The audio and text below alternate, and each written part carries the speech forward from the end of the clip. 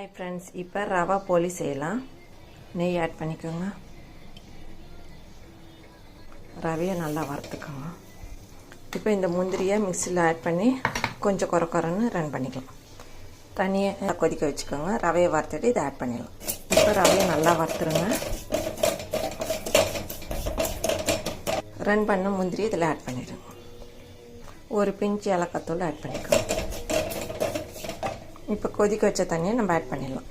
இந்த ரவா பூர்ணம் ரொம்ப திக்காகவும் இருக்கக்கூடாது, ரொம்ப கட்டியாகவும் இருக்கக்கூடாது, திட்டமான கன்சிஸ்டன்சியில் இருக்கணும். அப்போ தான் இந்த மைதா உள்ள இதை ஸ்டஃப் பண்ண முடியும்.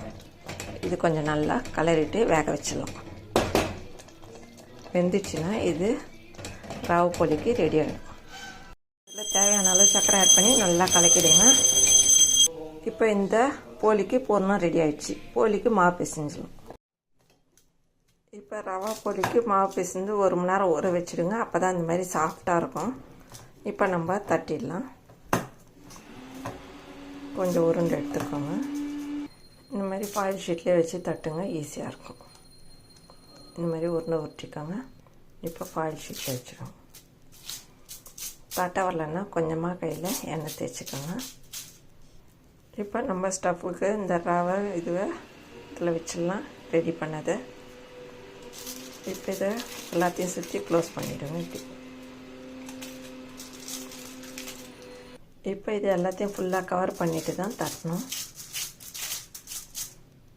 இப்போ இதை ஃபுல்லாக தட்டியாச்சு. நம்ம கல்லில் ஆட் பண்ணிடலாம். இது கல் சூடு ஏறட்டும், கல்லில் போடலாம். இப்போ கல்லில் ஆட் பண்ணியாச்சு.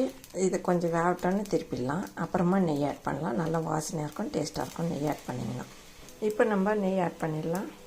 அப்போ தான் டேஸ்ட்டாக இருக்கும். இப்போ திருப்பிடலாம். நல்லா வேகணும். இப்போ பாருங்கள், சேர்ப்பது இந்த மாதிரி தான் இருக்கணும். கரெக்டான கன்சிஸ்டன்சின்னு அர்த்தம். செம்ம டேஸ்ட்டாக இருக்கும். இந்த ரவா போலி செஞ்சு சாப்பிட்டு பாருங்கள். 2 பக்கமும் இந்த மாதிரி தான் சிகப்பாகணும். அப்போ தான் எடுக்கணும். எவ்வளோ சாஃப்டாக இருக்குது பாருங்கள். இந்த ரவா போலி செம்ம டேஸ்ட்டாக இருக்கும். இந்த வீடியோ பண்ணுங்கள், ஷேர் பண்ணுங்கள், சப்ஸ்கிரைப் பண்ணுங்கள் ஃப்ரெண்ட்ஸ். Tata, bye bye. மீண்டும் அடுத்த வீடியோவில் சந்திப்போம்.